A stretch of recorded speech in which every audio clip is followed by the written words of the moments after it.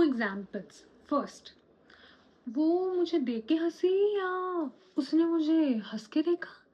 And second, एक couple है, वो आपस में भयंकर तरह से लड़ रहा है, लेकिन जैसे ही उनका बच्चा रूम में एंटर होता है, वो एकदम नॉर्मल कपल की तरह रिएक्ट करते हैं। तो क्या हम ये बोल सकते हैं कि सोसाइटी में किसी भी चीज़ का मीनिंग फिक्स होता है, या हम सिचुएशन के हिसाब से खुद ही मीनिंग क्रिएट करते हैं? आइए, I welcome you to today's lecture on symbolic interactionism. Symbolic interactionism ये बोलता है कि सोसाइटी में किसी भी चीज़ का मीनिंग फिक्स नहीं होता।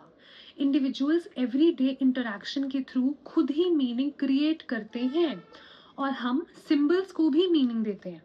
अब जो ये सिंबल्स हैं वो कौन कौन से होते हैं? They can be words, they can be gestures, they can be your clothes, they can be anything. और जो सिंबल्स का मीनिंग होता है वो हर सोसाइटी में अलग होता है।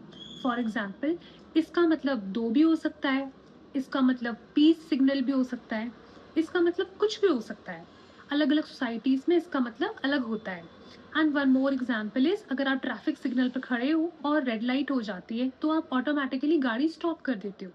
तो क्या ये चीज़ जब आप बॉर्न हुए थे आपको तब से पता थी, या आपने एवरीडे इंटरेक्शन के थ्रू सोसाइटी से सीखी है?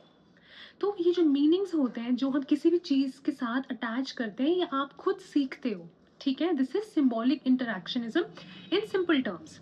अगर मैं इसके थिंकर्स की बात करूं तो इसके थिंकर्स में सबसे पहले आते हैं the founder and father figure of symbolic interactionism, जिनका नाम है जॉर्ज हर्बर्ट मीड। इन्होंने बहुत सारे कॉन्सेप्ट्स दिए हैं, जैसे आई एंड मी का कॉन्सेप्ट दिया है, रोल प्लेइंग रोल टेकिंग का कॉन्सेप्ट दिया है। उसके बाद आते हैं मीड के स्टूडेंट, जिनका नाम था हर्बर्ट ब्लूमर। इन्होंने सिंबॉलिक इंटरैक्शनिज्म को कॉइन किया था, ठीक है?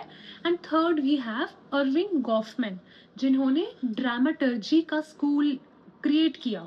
इन्होंने बोला कि life is like a drama, जिंदगी एक नाटक की तरह है, और हम सभी अपने स्क्रिप्ट के हिसाब से एक्ट करते हैं, ठीक है? I'll explain all these thinkers to you in later videos, but फिलहाल के लिए you just remember these are the three thinkers that you have to remember with symbolic interactionism. Criticism क्या है? Criticism ये है कि symbolic interactionism बहुत ही micro levels पर फोकस करता है। जो बड़े फैक्टर्स होते हैं जैसे कास्ट, क्लास, इनइक्वालिटी, जो सोसाइटी में बड़ी चीज़ें ऑपरेट कर रही हैं, इन पे फोकस नहीं करता। इसका फोकस सिर्फ और सिर्फ माइक्रो लेवल यानी कि छोटे लेवल पर होता है। तो I hope you have understood the concept and आपको हेल्प हुई होगी। एंड इफ फिर भी कोई डाउट हो तो you can always comment in the comment section, and I will be really happy to help you. Thank you.